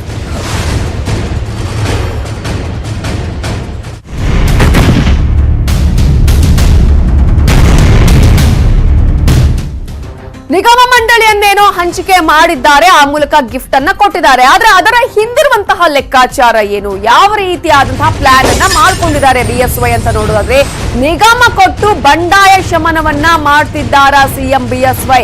ಪ್ರಬಲ ಆಕಾಂಕ್ಷಿಗಳಿದ್ರು, ಸಾಕಷ್ಟು ಜನ ಸಚಿವ ಸ್ಥಾನದ ಆಕಾಂಕ್ಷಿಗಳಿದ್ರು, ಅವರಿಗೂ ಕೂಡ ಈಗ ಈ ಒಂದು ನಿಗಮವನ್ನ ಕೊಟ್ಟು ಸಮಾಧಾನ ಮಾಡುವ ಪ್ರಯತ್ನ ಮಾಡಿದಾರ. ಸಂಪುಟ ವಿಸ್ತರಣೆ ಅಥವಾ ಪುನಾರಚನೆಯ ಮುನ್ಸೂಚನೆಯ ಇದು. ಇನ್ನು ರಾಜು ಗೌಡ, ದತ್ತಾತ್ರೇಯ ರೇವೂರ, ಹಾಲಪ್ಪ, ತಿಪ್ಪಾರೆಡ್ಡಿ, ನೆಹರು ಓಲೇಕರ್, ಚಂದ್ರಪ್ಪ ಪ್ರಬಲ ಆಕಾಂಕ್ಷಿಗಳಾಗಿದ್ರು, ಸಚಿವ ಸ್ಥಾನದ ಆಕಾಂಕ್ಷಿಗಳಾಗಿದ್ರು. ಹಲವು ಶಾಸಕರು ಸಚಿವ ಸ್ಥಾನ ಈ ಸಲ ಆದ್ರೂ ಸಿಕ್ಕೇ ಸಿಗುತ್ತೆ ಅನ್ನುವಂತಹ ಒಂದು ಆಶಾಭಾವನೆಯಲ್ಲಿದ್ರು. ಹಾಗಾಗಿ ಈಗ ಅವರ ಮನವೊಲಿಸುವಂತಹ ಪ್ರಯತ್ನ ಈ ನಿಗಮ ಮಂಡಳಿ ಸ್ಥಾನ ಕೊಟ್ಟು ಆಗಿದೆಯಾ? ವರ್ಕೌಟ್ ಆಗತ್ತಾ ಸಿಎಂ ಸ್ಟ್ರಾಟಜಿ ಅನ್ನೋದನ್ನ ನೋಡ್ಬೇಕಾಗತ್ತೆ. ನಿಗಮ ಪಡೆದು ತೃಪ್ತರಾಗ್ತಾರ ಪ್ರಬಲ ಆಕಾಂಕ್ಷಿಗಳು? ಆದ್ರೆ ಈ ಒಂದು ತೃಪ್ತಿ ಪಟ್ಕೊಂಡ್ರೆ ಓಕೆ, ಇಲ್ಲದಿದ್ರೆ ಮತ್ತೆ ಅಸಮಾಧಾನ, ಮತ್ತೆ ಬಂಡಾಯ ಮುಗಿಲೇಳುವ ಎಲ್ಲಾ ಚಾನ್ಸಸ್ ಕೂಡ ಇದೆ. ಹಾಗಾಗಿ ಸಿಎಂ ಸ್ಟ್ರಾಟಜಿ ವರ್ಕೌಟ್ ಆಗತ್ತಾ? ನಿಗಮದ ಲೆಕ್ಕಾಚಾರ ಏನು? ನಿಗಮ ಹಂಚಿಕೆ ಮಾಡಿ ಬಂಡಾಯವನ್ನ ಶಮನ ಮಾಡುವಂತಹ ಪ್ರಯತ್ನ, ಸಚಿವ ಆಕಾಂಕ್ಷಿಗಳಿಗೆ ನಿಗಮ ಕೊಟ್ಟು ಸಮಾಧಾನ ಮಾಡುವಂತಹ ಪ್ರಯತ್ನವನ್ನ ಈಗ ಬಿಎಸ್ವೈ ಈ 1 ವರ್ಷ ಆದಂತಹ ಸಂಭ್ರಮದಲ್ಲಿ ಖುಷಿಯಲ್ಲಿ ಈಗ ಹಂಚಿಕೆ ಮಾಡಿದ್ದಾರೆ. ಆದ್ರೆ ಸಂಪುಟ ವಿಸ್ತರಣೆಗೆ ತೊಂದರೆ ಆಗದಂತೆ ಏನಾದ್ರೂ ಈ ಕ್ರಮವನ್ನ ತೆಗೆದುಕೊಂಡಿದ್ದಾರ? ಈಗಿನಿಂದಲೇ ಈ ನಿಗಮವನ್ನ ಹಂಚಿಕೆ ಮಾಡಿ ಬಂಡಾಯ ಶಮನ ಮಾಡುವಂತಹ ಪ್ರಯತ್ನ, ಈಗಿನಿಂದಲೇ ಶಾಸಕರ ಮನವೊಲಿಕೆ ಮಾಡುವಂತಹ ಪ್ರಯತ್ನ, ಸಂಪುಟ ವಿಸ್ತರಣೆಗೆ ತೊಂದರೆ ಆಗದಂತೆ ತೆಗೆದುಕೊಳ್ಳುವಂತಹ ಕ್ರಮ, ಈಗಿನಿಂದಲೇ ಶಾಸಕರ ಮನವೊಲಿಸುವಂತಹ ಪ್ರಯತ್ನ, ಪಕ್ಷ ನಿಷ್ಠರಿಗೆ ಆದ್ಯತೆ ಅನ್ನುವ ಸಂದೇಶ ರವಾನೆಯ ಒಂದು ಪ್ಲಾನ್ ಕೂಡ ಇದರಲ್ಲಿದೆ. ಇನ್ನು ತ್ಯಾಗದ ಟ್ರಂಪ್ ಕಾರ್ಡ್ ಬಳಸಿ ಅರ್ಥ ಮಾಡಿಸುವುದು, ನಿಗಮಕ್ಕೆ ಶಾಸಕರು ತೃಪ್ತಿ ಪಡುವಂತೆ ಮನವೊಲಿಸುವಂತದ್ದು, ಮನವೊಲಿಕೆ ಬಳಿಕ ಸಂಪುಟ ರಚನೆ, ಪುನಾರಚನೆ ಅಥವಾ ವಿಸ್ತರಣೆ ಆಗುವ ಸಾಧ್ಯತೆ ಕೂಡ ಇದೆ. ಹಾಗಾಗಿ ಯಾರ್ಯಾರಿಗೆ ಅಂತ ನೋಡೋದಾದ್ರೆ ಗೃಹ ಮಂಡಳಿ ಅರಗ ಜ್ಞಾನೇಂದ್ರ ಅವರಿಗೆ, ಕೆಎಸ್ಆರ್ಟಿಸಿ ಎಂ ಚಂದ್ರಪ್ಪ ಅವರಿಗೆ, ಒಳಚರಂಡಿ ಮಂಡಳಿ ರಾಜು ಗೌಡ ಅವರಿಗೆ, ಇನ್ನು ಮಾರುಕಟ್ಟೆ ಕನ್ಸಲ್ಟೆಂಟ್ ಆಗಿ ಈಗಾಗಲೇ ಎಂಪಿ ಕುಮಾರಸ್ವಾಮಿಗೆ, ಆಹಾರ ಮತ್ತು ನಾಗರಿಕ ಸರಬರಾಜು ಎಎಸ್ ನಡಹಳ್ಳಿಗೆ, ಎಂಎಸ್ಎಲ್ ಎಚ್ ಹಾಲಪ್ಪ ಅವರಿಗೆ ನೀಡಲಾಗಿದೆ. ಇನ್ನು ಮಾಡಾಳ ವಿರೂಪಾಕ್ಷಪ್ಪ ಅವರಿಗೆ ಸಾಬೂನು ಮತ್ತು ಮಾರ್ಜಕ, ಹಾಗೆಯೇ ಹಿಂದುಳಿದ ವರ್ಗಗಳ ನಿಗಮವನ್ನ ಜಿಎಚ್ ತಿಪ್ಪಾರೆಡ್ಡಿ ಅವರಿಗೆ ನೀಡುವುದರ ಮೂಲಕ ಈಗ ಒಂದು ರೀತಿಯಾದಂತಹ ಶಮನ ಮಾಡುವಂತಹ, ಬಂಡಾಯ ಶಮನಗೊಳಿಸುವಂತಹ ಪ್ರಯತ್ನ, ತೇಪೆ ಹಚ್ಚುವಂತಹ ಪ್ರಯತ್ನ, ಆಕಾಂಕ್ಷಿಗಳ ಮನವೊಲಿಸುವಂತಹ ಪ್ರಯತ್ನ ಈ ಮೂಲಕ ಮಾಡಿದ್ದಾರಾ ಬಿಎಸ್ ಯಡಿಯೂರಪ್ಪ ಅವರು. ಯಾಕಂದ್ರೆ ಸಾಕಷ್ಟು ಜನ ಆಕಾಂಕ್ಷಿಗಳಿದ್ದಾರೆ, ಪ್ರಬಲ ಆಕಾಂಕ್ಷಿಗಳಿದ್ದಾರೆ, ಅವರ ಅತ್ಯಾಪ್ತರು ಕೂಡ ಇದರಲ್ಲಿ ಇದ್ದಾರೆ. ಹಾಗಾಗಿ ಅವರೆಲ್ಲರಿಗೂ ಕೂಡ ಈಗ ಮನವೊಲಿಸುವ ಪ್ರಯತ್ನ. ನಿಗಮ ಮಂಡಳಿ ನೇಮಕ ಬೆನ್ನಲ್ಲೇ ಭುಗಿಲೆದ್ದಿದೆ ಭಿನ್ನಮತ. ಈಗಷ್ಟು ನಾವು ಹೇಳ್ತಾ ಇದ್ವಿ ಏನೇನು ಆಗಬಹುದು ಅಂತ ಹೇಳಿ. ನಿಗಮ ಮಂಡಳಿ ಕೊಟ್ಟಿದ್ದಕ್ಕೆ ಹಿರಿಯ ಶಾಸಕರಾಗಿರುವ ತಿಪ್ಪಾರೆಡ್ಡಿ ತೀವ್ರ ಅಸಮಾಧಾನವನ್ನ ವ್ಯಕ್ತಪಡಿಸಿದ್ದಾರೆ. ಇದೊಂದು ನೋವಿನ ಸಂಗತಿ ಅಂತ ಹೇಳಿದ್ದಾರೆ ಎಚ್ ತಿಪ್ಪಾರೆಡ್ಡಿ ಅವರು. ಜೆಎಚ್ ಪಟೇಲ್ ಅವರ ಸರ್ಕಾರದಲ್ಲೇ ಗೃಹ ಮಂಡಳಿಯ ಅಧ್ಯಕ್ಷನಾಗಿದ್ದೆ, ಆದ್ರೆ ಇದೀಗ ನಂಗೆ ನಿಗಮ ಮಂಡಳಿಯನ್ನು ಕೊಟ್ಟು ನನ್ನನ್ನ ಈಗ ನಮ್ಮ ನೋವನ್ನ ಅಥವಾ ನಮಗಿರುವಂತಹ ಆಕಾಂಕ್ಷೆಯನ್ನ ಹತ್ತಿಕ್ಕುವಂತಹ ಪ್ರಯತ್ನ ಆಗಿದೆ. ಜೆಎಚ್ ಪಟೇಲ್ ಸರ್ಕಾರದಲ್ಲೇ ಗೃಹ ಮಂಡಳಿಯ ಅಧ್ಯಕ್ಷನಾಗಿದೆ, ಸಚಿವ ಸ್ಥಾನದ ಆಕಾಂಕ್ಷಿಯಾಗಿದ್ದವನು ನಾನು. ನಿಗಮ ಮಂಡಳಿ ಕೊಟ್ಟಿರೋದು ನನಗೆ ಮಾಡಿದಂತಹ ಅವಮಾನ, ನಾನು ಹಿರಿಯ ಶಾಸಕ ಅಂತ ಹೇಳಿ ಈಗ ತಿಪ್ಪಾರೆಡ್ಡಿ ಅವರ ಅಸಮಾಧಾನ ಹೊರಹಾಕಿದ್ದಾರೆ. ಜಿಎಚ್ ತಿಪ್ಪಾರೆಡ್ಡಿಗೆ ದೇವರಾಜು ಅರಸು ಹಿಂದುಳಿದ ವರ್ಗಗಳ ಅಭಿವೃದ್ಧಿ ನಿಗಮವನ್ನ ನೀಡಲಾಗಿದೆ, ಆ ಘೋಷಣೆಯನ್ನ ಮಾಡಲಾಗಿದೆ. ಸಚಿವ ಸ್ಥಾನದ ಆಕಾಂಕ್ಷಿಯಾಗಿದ್ರು ತಿಪ್ಪಾರೆಡ್ಡಿ ಅವರು, ನಿಗಮ ಮಂಡಳಿ ಕೊಟ್ಟಿದ್ದಕ್ಕೆ ಈಗ ಬೇಸರವನ್ನ ವ್ಯಕ್ತಪಡಿಸಿದ್ದಾರೆ. ನನಗಿವತ್ತು ಒಂದು ಬೋರ್ಡು ಒಂದು ಅನೌನ್ಸ್ ಮಾಡಿದ್ದಾರೆ ಅಂತೇಳಿ ಮಾಧ್ಯಮಗಳು ಹೇಳ್ತಾ ಇದ್ದಾರೆ. ಇದು ನಿಜವಾಗ್ಲೂ ಕೂಡ ನನ್ನ ಸಂತೋಷ ಪಡ್ತಕ್ಕಂಥ ವಿಚಾರ ಅಲ್ಲ. ಇದು ನಿಜವಾಗ್ಲೂ ನನಗೆ ಇದು ಒಂಥರ insult. It is an insult to me. ನಿಜವಾಗ್ಲೂ ಕೂಡ ನನಗೆ ಭಾಳ ಮನಸ್ಸಿಗೆ ನೋವಾಗಿದೆ. ನನಗೆ ನಾನು ಹೇಳ್ಬೇಕು ಅಂದರೆ ನಿಜವಾಗ್ಲೂ ಕೂಡ ನನಗೆ ಭಾಳ ನೋವಾಗಿರ್ತಕ್ಕಂಥ ಸಂಗತಿ. ನನಗೆ ಇದೊಂಥರ ಅವಮಾನ ಮಾಡೋದಾಗೆ ಅಂತ ನಾನು ಹೇಳೋದಕ್ಕೆ ನೇರವಾಗಿ ಹೇಳೋದಕ್ಕೆ ಇಷ್ಟಪಡ್ತೇನೆ. ಬಟ್ ನನಗೆ ಈ ಥರ ಪ್ರತಿಫಲ ಸಿಗುತ್ತೆ ಅಂತ ನಾನು ನಿರೀಕ್ಷೆ ಮಾಡಿದ್ದಿಲ್ಲ.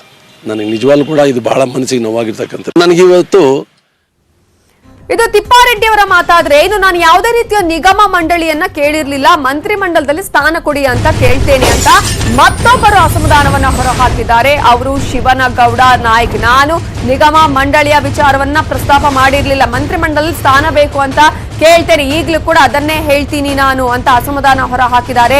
4 ಬಾರಿ ಶಾಸಕನಾದವನು, ಒಮ್ಮೆ ಸಚಿವನಾಗಿದ್ದವನು ನಾನು. ಈ ಬಗ್ಗೆ ನಾನು ಮುಖ್ಯಮಂತ್ರಿಗಳ ಜೊತೆ ಮಾತನಾಡಿದ ನಂತರ ನಾನು ಮುಂದಿನ ನಿರ್ಧಾರವನ್ನ ತೆಗೆದುಕೊಳ್ತೇನೆ ಅಂತ ಹೇಳಿದ್ದಾರೆ ಶಿವನಗೌಡ ನಾಯ್ಕ ಅವರು. ನಿಗಮ ಮಂಡಳಿಗೆ ಅಧ್ಯಕ್ಷನನ್ನಾಗಿ ಮಾಡಿದಲು ಇನ್ನ ಯಾರು ಕೂಡ ಸಂಪರ್ಕ ಮಾಡಿಲ್ಲ ಅನ್ನೋದು ಶಿವನಗೌಡ ನಾಯ್ಕ ಅವರ ಮಾತು. ನಾನು ನಿಗಮ ಮಂಡಳಿಗೆ ಕಾರ್ಯಕರ್ತರ ಹೆಸರು ಸೂಚಿಸ್ತಾ ಇದ್ದೆ. ಕರ್ನಾಟಕ ರಸ್ತೆ ಅಭಿವೃದ್ಧಿ ನಿಗಮದ ಅಧ್ಯಕ್ಷರಾಗಿ ನೇಮಕವಾದ ಬಗ್ಗೆ ನ್ಯೂಸ್ 18 ಜೊತೆ ದೂರವಾಣಿ ಮುಖಾಂತರ ಅನಿಸಿಕೆಯನ್ನ ವ್ಯಕ್ತಪಡಿಸಿದ್ದಾರೆ ಶಿವನಗೌಡ ನಾಯಕ್. ನಿಗಮ ಇದಿತ್ತು, ನಿಮ್ಗೆ ಇದು ಐತಲ್ಲ, ಯಾವುದು ನಮಗ್ ಗೊತ್ತಿಲ್ಲ ಸರ್. ನಮಗ್ ಗೊತ್ತಿಲ್ಲ, ಯಾರು ಹೇಳ್ತಾ ಇದ್ರು, ನಾವ್ ಯಾರು ಕೇಳಿಲ್ಲ ಸರ್. ಅದನ್ನ ನಾವ್ ಯಾರು ಕೇಳಿರ್ಲಿಲ್ಲ ಕೂಡ, ನಮ್ಮನ್ನು ಯಾವ್ದು ಗೊತ್ತಿಲ್ಲ ಸರ್. ಅವರು ಈಗ ನಮ್ ನಿಗಮ ಮಂಡಳಿ ಅಧ್ಯಕ್ಷ ಮಾಡ್ರಿ ಅಂತ ನಾವ್ ಕೇಳಿಲ್ಲ. ನಮಗ್ ಮಾಡ್ತೀವಿ ಅಂದಿದ್ರೆ ನಾನು ಯಾರ್ದೋ ನಮ್ಮ ಸಾಮಾನ್ಯ ಕಾರ್ಯಕರ್ತರಿಗೆ ಯಾರ್ದಾನ ಹೆಸರು ಕೊಡ್ತಿದ್ದೆ ಜಿಲ್ಲೆಯಲ್ಲಿ. ನಾವು ಮಂತ್ರಿ ಕೆಲಸ ಮಾಡಿದವರು ನಿಗಮ ಮಂಡಳಿ ಚೇರ್ಮನ್ ಮಾಡ್ರಿ ಅಂತ ನಾವ್ ಕೇಳಿಲ್ಲ. ಅವರು ಏಕಾಏಕಿ ಸನ್ಮಾನ್ಯ ಮುಖ್ಯಮಂತ್ರಿಗಳು ವಿಶೇಷವಾಗಿ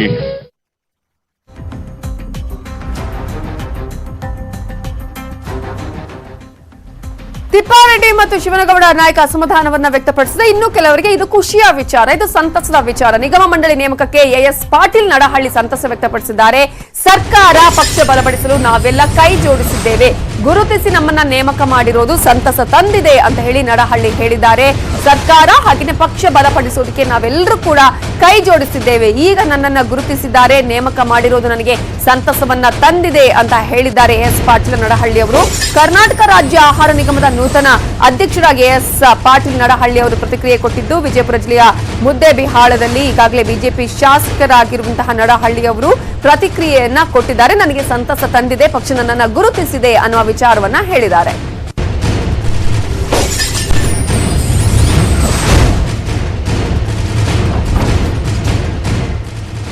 ಕರ್ನಾಟಕ ರಾಜ್ಯದ ಇವತ್ತಿನ ರಾಜಕೀಯ ಪರಿಸ್ಥಿತಿಯಲ್ಲಿ ನನ್ನನ್ನು ಗುರುತಿಸಿ ನಿಗಮ ಮಂಡಳಿಯ ಅಧ್ಯಕ್ಷನಾಗಿ ನೇಮಕ ಮಾಡಿ ಆದೇಶ ಹೊರಡಿಸಿರ್ತಕ್ಕಂಥ ನಮ್ಮ ರಾಜ್ಯದ ಮುಖ್ಯಮಂತ್ರಿಗಳಿಗೆ ನಾನು ಹೃದಯಪೂರ್ವಕವಾದಂಥ ಅಭಿನಂದನೆಗಳನ್ನು ಈ ಸಂದರ್ಭದಲ್ಲಿ ಸಲ್ಲಿಸ್ತೇನೆ.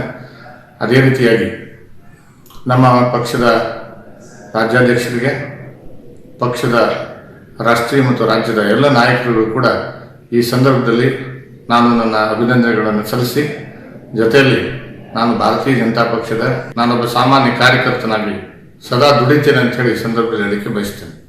ಕರ್ನಾಟಕ ರಾಜ್ಯದ ಇವತ್ತಿನ ರಾಜಕೀಯ ಪರಿಸ್ಥಿತಿ, ನಿಗಮ ಮಂಡಳಿ ಕೊಟ್ಟಿದ್ದಕ್ಕೆ ನನಗೆ ಖುಷಿಯಾಗಿದೆ. ಪಕ್ಷ ಕೊಟ್ಟಿರುವ ಜವಾಬ್ದಾರಿಯನ್ನ ನಾನು ನಿರ್ವಹಿಸುತ್ತೇನೆ ಅಂತ ಹೇಳಿದ್ದಾರೆ ಶಂಕರ್ ಪಾಟೀಲ್ ಮುನೇನಕೊಪ್ಪ. ಈ ವಿಚಾರವನ್ನ ಹೇಳಿದ್ದಾರೆ.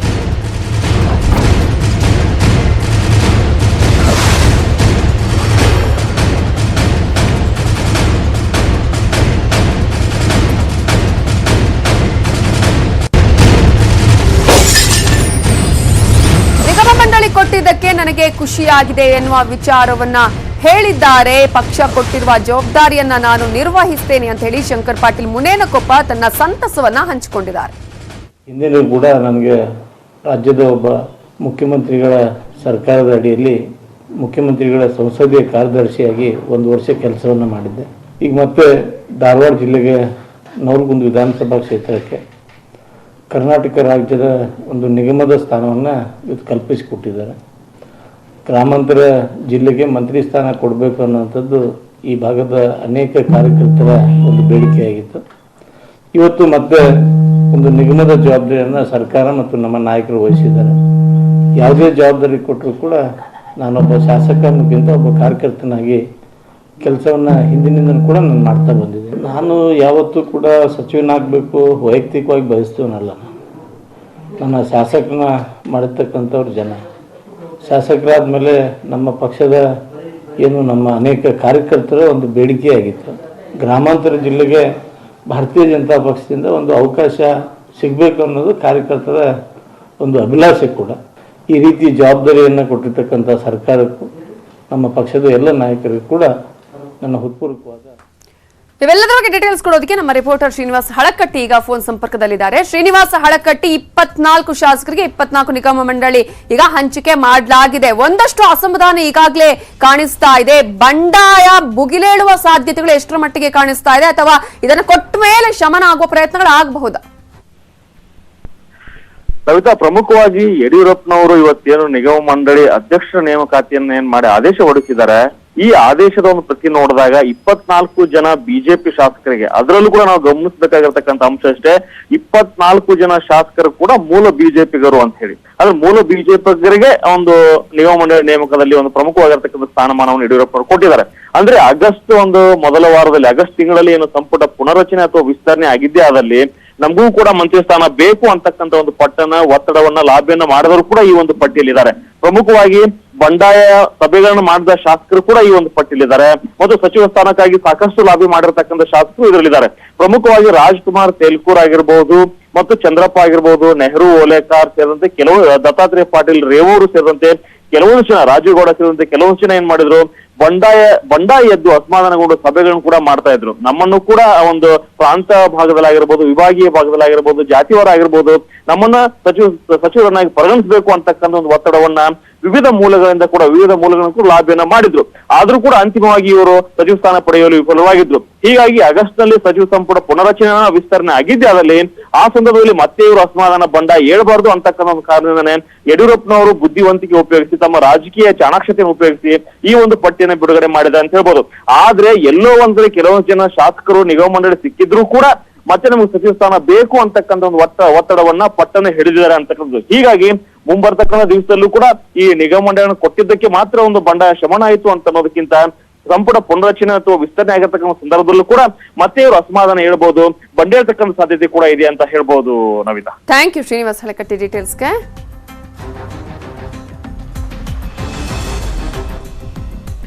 ಇವಿಷ್ಟು ಈ ಹೊತ್ತಿನ ಪ್ರಮುಖ ಸುದ್ದಿ. ನೋಡ್ತಾರೆ ನ್ಯೂಸ್ 18 ಕನ್ನಡ, ಜಾಲ ನಮ್ಮದು, ಬಲ ನಿಮ್ಮದು.